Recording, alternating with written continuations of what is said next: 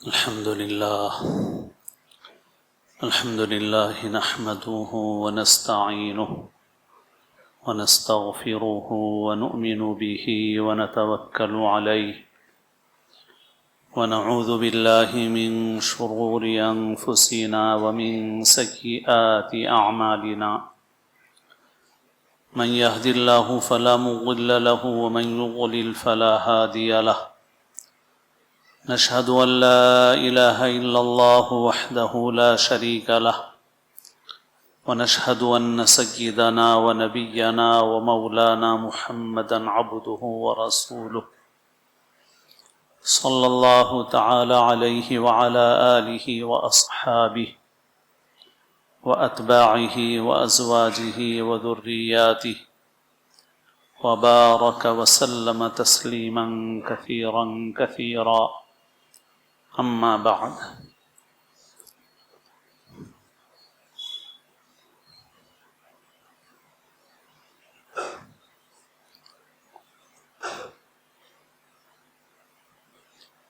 قابل احترام بزرگوں، عزیز دوستوں اور ساتھیوں، گزشتہ جمعہ دعا سے متعلق کچھ احادیث اور ان کی روشنی میں چند باتیں ذکر کی گئی تھی، انہی کا تسلسل آج بھی ہے۔ اللہ تعالیٰ نے ارشاد فرمایا: اعوذ باللہ من الشیطان الرجیم ادعوا ربکم تضرعا وخفیہ، اپنے رب کو پکارو، اس سے مانگو تضرع کے ساتھ اور خفیتاً۔ دو لفظ ہیں اور ہم لوگ اردو داں ہونے کی حیثیت سے ان الفاظ کو محفوظ کر لیں ہمارے لیے کچھ زیادہ مشکل بھی نہیں ہے۔ ادعوا ربکم، اپنے رب کو پکارو، اس سے مانگو، تضرع کے ساتھ اور خفیہ۔ تضرع اس کے معنی ہوتے ہیں رونے گڑ گڑانے کے۔ در حقیقت بندہ محتاج ہے، سر سے لے کے پیر تک احتیاج ہی احتیاج ہے، اور بے نیاز ذات صرف اللہ تعالیٰ کی ہے۔ اسی لیے اس کا نام، اس کی صفت ہے الصمد، سب اس کے محتاج ہیں اور وہ کسی کا محتاج نہیں ہے۔ اس لیے دنیا آخرت میں کامیابی کا اصل راستہ یہ ہے کہ آدمی کو مانگنا آ جائے، بھیک مانگنا آ جائے۔ بھیکاری کیسے بھیک مانگتا ہے؟ جیسے بھیکاری بھیک مانگتا ہے، اعلیٰ سے اعلیٰ طریقے سے، اس کے کام کے اعتبار سے کہ گڑ گڑا کر کے، منت سے، سماجت سے، رو کر کے، دھو کر کے، بس ویسے ہی مانگنا سیکھ لو اللہ تعالیٰ سے۔ یہی تضرع ہے، رونا گڑ گڑانا اللہ کے سامنے، کیونکہ محتاج کا کام یہی ہے، اور غنی تو بس وہ ہے، هو الغنی، هو الصمد، وہی الصمد ہے، وہی الغنی ہے، بے نیاز ہے، اس کو کسی کی حاجت نہیں ہے۔ مخلوق ساری محتاج ہے، مگر اس دنیا کے اندر انسان جو ہے، اللہ تعالیٰ نے اس کو جو تھوڑا بہت دے دیا ہے، تو اس کی وجہ سے انسان یہ سمجھتا ہے ارآہ استغنی۔ قرآن مجید میں ذکر فرمایا کہ جو نافرمان شخص ہے وہ تکبر کرتا ہے اس وجہ سے کہ وہ اپنے کو سمجھتا ہے کہ میں مستغنی ہوں۔ مستغنی نہیں ہو تم تو محتاج ہو۔ انسان کا خود اپنی ذات کے اوپر کنٹرول نہیں ہے، اپنی بیماری پہ کنٹرول نہیں ہے انسان کا، تو انسان تو محتاج ہے۔ تو محتاج کا کام مانگنا ہے، بھیک مانگنا ہے۔ تو اس کے در کے بھکاری بنو جس کے در کے بھکاری شاہ و گدا سب ہے۔ فقیر بھی اس کے در کا بھکاری ہے اور بادشاہ بھی اس کے در کا بھکاری ہے۔ تو تضرع جو ہے یہ وہی ہے، بھیک مانگو، گڑ گڑا کے مانگو۔ گجرات فساد کے زمانے میں ایک تصویر اخباروں میں بہت چھپی تھی، وہ ایک علامت سی بن گئی تھی ان فسادات کی، جس میں ایک شخص اپنے دونوں ہاتھ ایسے کر کے اور اس کے چہرے کی سلوٹیں ایسی تھیں کہ وہ اپنی جان کی امان مانگ رہا ہے لوگوں سے، گڑ گڑا رہا ہے لوگوں کے سامنے۔ تو وہ تصویر ایسی تھی کہ وہ تصویر اس فساد کی ایک علامت بن گئی تھی، اخباروں میں پوری دنیا میں چھپتی رہی۔ تو یہ بتایا گیا کہ دیکھو یہ کس طرح سے گڑ گڑا کے اور کیسی قسم و پرسی کے ساتھ، انتہائی درجے کی عاجزی کے ساتھ یہ کیسے اپنی جان کی بھیک مانگ رہا ہے لوگوں سے۔ تو بس وہی طریقہ مانگنے کا ہے اللہ تعالیٰ سے، اس کے سامنے گڑ گڑانے کا ہے۔ اللہ تعالیٰ قرآن مجید میں ایک جگہ ارشاد فرماتے ہیں فَلَوْلَا إِذْ جَاءَهُمْ بَأْسُنَا تَضَرَّعُوا، جب ہمارا عذاب آیا تو ایسا کیوں نہیں ہوا کہ یہ تضرع اختیار کر دے، آہوزاری کیوں اختیار نہیں کی، گڑ گڑایا کیوں نہیں، روئے کیوں نہیں، منایا کیوں نہیں ہم کو۔ اور منانے کی جگہ یہی ہے موت سے پہلے پہلے، مرنے کے بعد پھر توبہ کا دروازہ بند ہے۔ وَلَكَ الْعُتْبَى حَتَّى تَرْضَى، اے اللہ آپ ہی کو منانا ہے یہاں تک کہ آپ راضی ہو جائیں۔ تو اللہ تعالیٰ کو منانا ہے تو اللہ کے سامنے گڑ گڑانا ہے۔ اور اسی سے دعا حقیقت میں دعا بنتی ہے۔ ہم لوگ اکثر و بیشتر دعائیں پڑھتے ہیں، قنوت نازلہ پڑھتے ہیں۔ ایک مرتبہ چند مہینے پہلے ایک مسجد میں حاضری ہوئی تو امام صاحب بہت اچھے قاری ہیں، تو مغرب میں انہوں نے قنوت نازلہ پڑھی اور بہت لمبی، بہت خوش آوازی سے پڑھی۔ لیکن غور کرنے کی بات یہی ہے کہ خوش آوازی سے دعا میں جان نہیں آتی ہے، دل کی کیفیت سے دعا میں جان آتی ہے۔ دل کی کیا کیفیت؟ اسی وجہ سے فرمایا کہ اللہ تعالیٰ غافل دل کی دعا اللہ تعالیٰ قبول نہیں فرماتا۔ تو دعا پڑھنے سے زیادہ دعا مانگنا ہے، گڑ گڑا کے مانگنا ہے۔ اور فرمایا وخفیہ، چپکے سے مانگو، یہ افضل ہے۔ مجمع میں بھی دعا مانگی جاتی ہے، جیسے قنوت نازلہ بھی مجمع میں پڑھی جاتی ہے، اور بھی مختلف موقعوں پہ دعائیں ہوتی ہیں، لیکن جو افضل ہے، اعلیٰ درجے کی دعا ہے، وہ افضل اور اعلیٰ درجے کی دعا ہے چپکے سے، تنہائی میں، اکیلے، اور سارے لوگ بیٹھے ہوئے ہیں، سب اپنے دل سے متوجہ ہو جائیں، تو سوچئے دعا میں کتنا پاور آئے گا، کتنی طاقت آئے گی۔ اور یہ دیکھیے کہ ایک آدمی مانگ رہا ہے، اب یہ نہیں معلوم کہ وہ مانگنے والا بھی دل سے پوری طرح متوجہ ہے کہ نہیں ہے، یا صرف اچھے الفاظ بول رہا ہے۔ دونوں چیزیں ممکن ہیں۔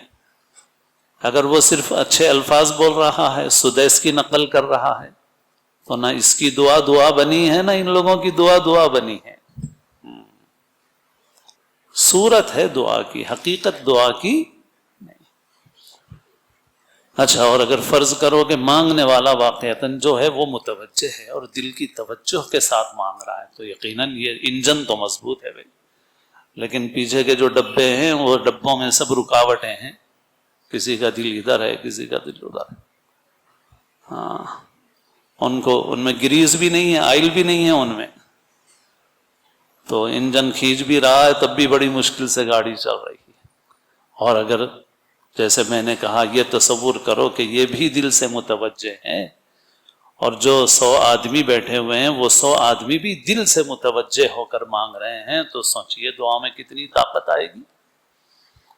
ہاں، طاقت دعا میں اس سے آتی ہے۔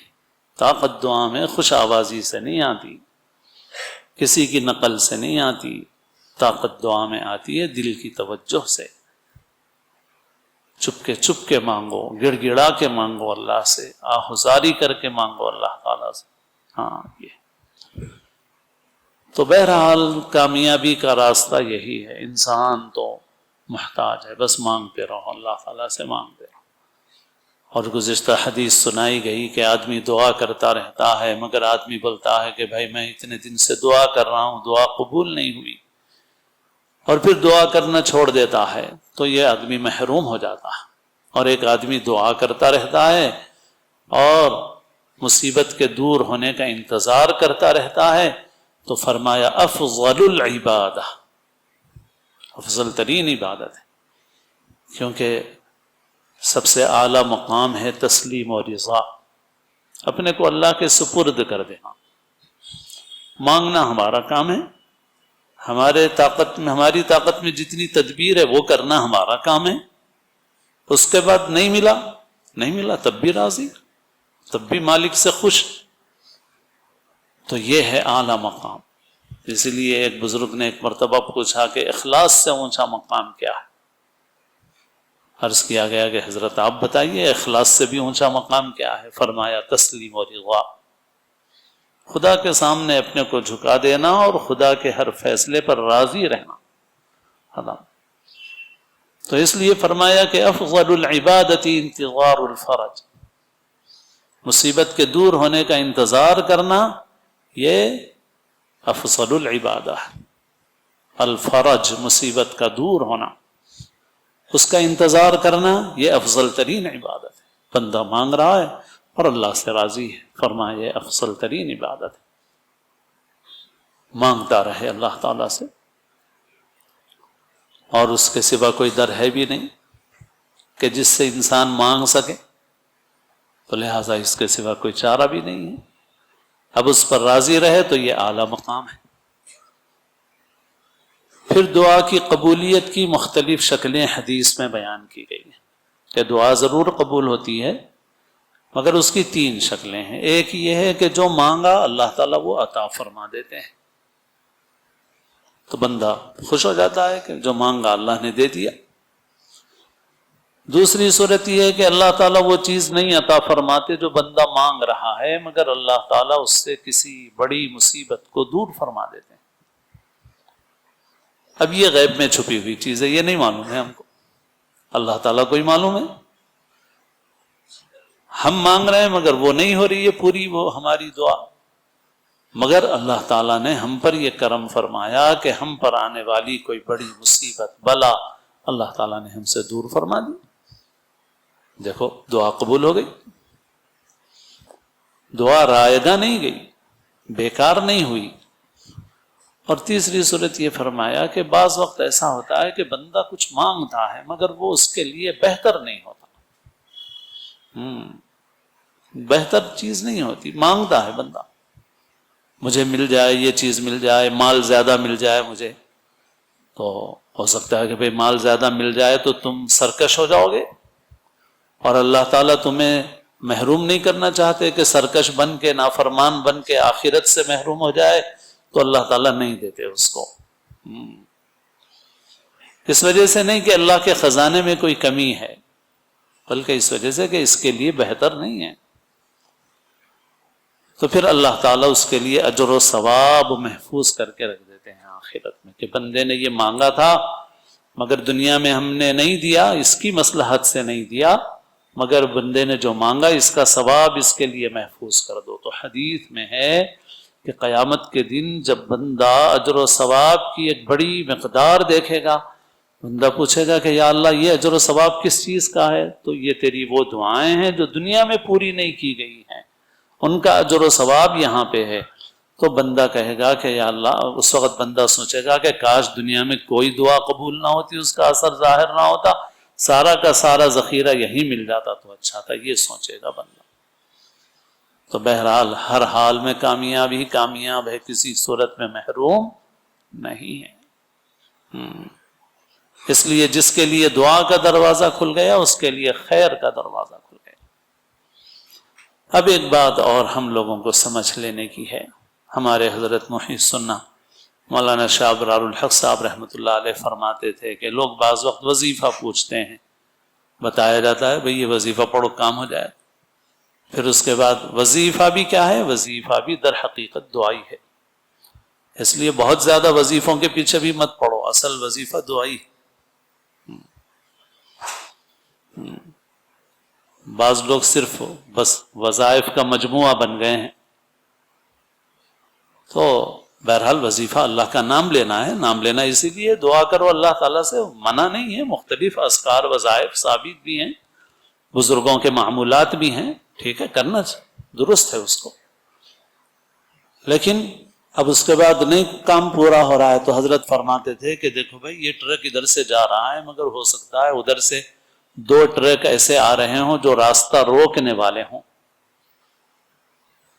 تو یہ غور کرو کہ بھئی وہ کون سے ٹرک ہیں جو راستہ روک رہے ہیں، جس سے ٹریفک جام ہو جا رہی ہے، گاڑی آگے نہیں جا رہی، تو یہ دیکھنا چاہیے کہ کون سے گناہ ہیں جن کی وجہ سے دعا قبول نہیں ہوتی۔ تو تمام ہی گناہ ہیں، گناہوں کی نحوست سے بسا اوقات دعا کی قبولیت رک جاتی ہے، اس لیے توبہ کرنا چاہیے گناہوں سے، بڑے بڑے گناہوں سے، خاص طور پر مخلوق کے حقوق سے متعلق جو گناہ ہیں ان سے سچی پکی توبہ کرنا ضروری ہے۔ اور حدیث میں 2 باتیں اور واضح طور پر ارشاد فرمائی گئی، ایک ہے مال حرام جو قبولیت دعا میں رکاوٹ بنتا ہے، دوسرا یہ کہ امر بالمعروف اور نہی عن المنکر کو چھوڑ دینا، یہ قبولیت دعا میں رکاوٹ بنتا ہے۔ اللہ کے رسول صلی اللہ علیہ وسلم نے فرمایا کہ بہت سے لوگ ایسے ہیں کہ جن کے بال غبار آلود ہیں، بال پراگندہ ہیں، جسم غبار آلود ہیں، آسمان کی طرف ہاتھ اٹھا کر دعا کر رہے ہیں اور کہہ رہے ہیں یا ربی یا ربی، مگر ان کی دعا قبول نہیں ہوتی۔ کیوں نہیں ہوتی؟ تو آپ نے فرمایا اس لیے کہ ان کا کھانا حرام ہے، ان کا پینا حرام ہے، ان کا لباس حرام ہے، ان کی غذا حرام ہے، فَأَنَّا يُسْتَجَابُ لِذَلِكَ، اس کی دعا کہاں سے قبول ہوگی؟ سب حرام ہے، کھانا پینا کپڑا، کیسے دعا قبول ہوگی اس کی؟ وَمَطْعَمُهُ حَرَامٌ وَمَشْرَبُهُ حَرَامٌ وَمَلْبَسُهُ حَرَامٌ وَغُذِّيَ بِالْحَرَامِ فَأَنَّا يُسْتَجَابُ لِذَلِكَ۔ تو یہ قبولیت دعا کے راستے میں رکاوٹ ہے بڑی، اس وجہ سے حلال کمانے کا اہتمام بہت ضروری ہے، حلال کھانے کا اہتمام بہت ضروری ہے، اسی لیے معاملات دین کا اہم ترین شعبہ، اسی لیے فرمایا کہ طلب و کسب الحلال فریضۃ بعد الفریضہ، اسی لیے فرمایا کہ نوافل کے اوپر حلال کمانا مقدم ہے، یعنی کسی کے پاس حلال نہیں ہے اور اس کو کمائی کی ضرورت ہے تو حلال کمانے میں مشغول ہونا نفل نماز پڑھنے سے افضل۔ ہاں جس کو اللہ نے مستغنی رکھا ہے وہ خوب پڑھے، فرض نہیں چھوڑ سکتا کوئی، فرض تو ہر ایک کو پڑھنا ہے، اگر فرض پڑھنے کے بعد جس کو حلال کمائی کی ضرورت ہے وہ نفل پڑھنے سے زیادہ افضل ہے کہ وہ جا کے حلال کمائی کرے بازار میں۔ بہت احادیث ہیں جس کے اندر بہت تاکید کی گئی ہے حلال اور پاکیزہ مال کمانے کی۔ تو ایک تو یہ ایک امت کے لیے بہت اجتماعی رکاوٹ ہے جو دوسری حدیث میں ذکر کی گئی ہے کہ بھئی امر بالمعروف اور نہی عن المنکر کو ترک کرنا، لَتَأْمُرُنَّ بِالْمَعْرُوفِ وَلَتَنْهَوُنَّ عَنِ الْمُنْكَرِ أَوْ لَيُوشِكَنَّ اللَّهُ أَنْ يَبْعَثَ عَلَيْكُمْ عِقَابًا مِّنْهُ ثُمَّ لَتَدْعُنَّهُ فَلَا يُسْتَجَابُ لَكُمْ، کہ تم امر بالمعروف کرتے رہو، اچھی بات کا حکم دیتے رہو، بری بات سے منع کرتے رہو، جب تم یہ کام کرنا چھوڑ دو گے پھر تم دعائیں کرو گے اور تمہاری دعائیں قبول نہیں کی جائیں۔ کس قدر وضاحت سے سرور عالم صلی اللہ علیہ وسلم نے یہ بات ارشاد فرما دی۔ ہمارے جو حالات خراب چل رہے ہیں، ہم بار بار سوال ہمارے دل میں آتا ہے، اس ملک میں جب حالات تبدیل ہوئے 10 سال پہلے تقریباً، تو اس وقت بھی لوگوں نے بہت سوال کیا کہ ہم لوگوں نے اتنی دعائیں کی، پھر رزلٹ ایسا کیوں آیا؟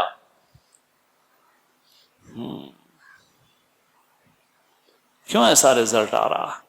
اتنی دعائیں کر رہے ہیں ہم، پھر نتیجے ایسے کیوں آ رہے ہیں، حالات ایسے کیوں آ رہے ہیں؟ امت گناہوں کو چھوڑنے کے لیے تیار نہیں۔ میرے شیخ حضرت حکیم کلیم اللہ صاحب دامت برکاتہم، جن کی خدمت میں ابھی حاضر ہوا تھا، حضرت نے ایک مجلس میں فرمایا کہ امت کا جو زوال ہے اس کی وجہ وہ گناہ ہے جو ابلیس کا گناہ ہے، وہ ہے عداوت اور بغاوت۔ عداوت اور بغاوت، تکبر کیا اس نے، اور اس تکبر کے نتیجے میں حضرت آدم کا دشمن ہوا، دل میں حسد، عداوت، یہ چیز پیدا ہوئی اس کے، تکبر کا نتیجہ تھا یہ حسد اور عداوت، پھر خدا سے بغاوت۔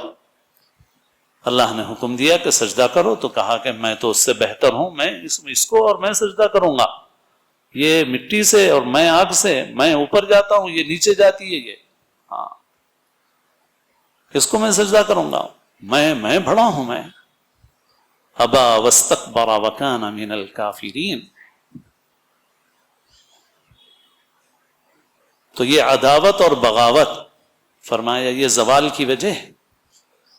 آج دیکھو تو حضرت کی بات سن کے میں یہی سوچنے لگا کہ مسلمانوں کا اپنے اندر بھی حال دیکھ لو، تو مسلمانوں کے اندر بھی اندرونی طور پہ حال یہ ہے کہ بلا وجہ کی عداوتیں، دشمنیاں، حسد، بغض، کینہ، بدگمانیاں، غیبت، سب پہ ڈوبے ہوئے ہیں ہم۔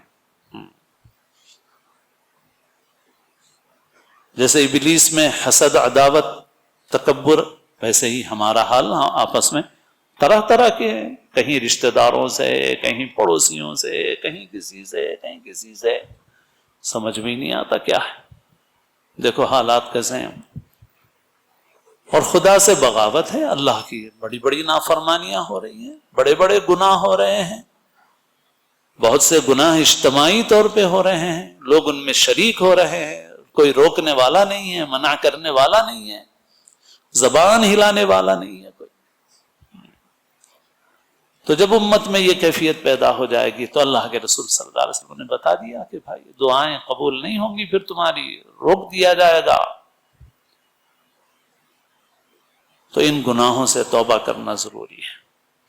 تو بہرحال ہم اپنی انفرادی زندگی میں بھی ہر وقت محتاج ہیں، اجتماعی زندگی میں بھی محتاج ہیں۔ ہمارا وظیفہ، بندگی کا وظیفہ، بندگی کی ڈیوٹی، بندگی کا لازمہ یہ ہے کہ ہم بس ہر وقت اللہ سے مانگتے رہیں، اللہ کی طرف رجوع رہیں، اور اللہ کی طرف سے جو ہو اس کے اوپر ہر حال میں اللہ سے راضی رہیں۔ بس تو دنیا میں جو کچھ ہونا ہے ہوگا، اور اصل چیز تو آخرت کی زندگی ہے۔ لا عیش الا عیش الآخرہ، اصل زندگی تو آخرت کی زندگی ہے۔ اللہ تعالی ہم سب کو اپنی بندگی نصیب فرمائے، اور اللہ تعالی ہم سب کو دعا کی نعمت عطا فرمائے، اس سے محروم نہ فرمائے، اور اللہ تعالی ہم کو حقیقی بندگی کے راستے پر چلنے کی، اطاعت کی، فرما برداری کی اللہ تعالی ہمیں توفیق نصیب فرمائے، سچا پکا مسلمان بنائے، اور اپنے اپنے وقت پر محض اپنے فضل و کرم سے حسن خاتمہ نصیب فرمائے۔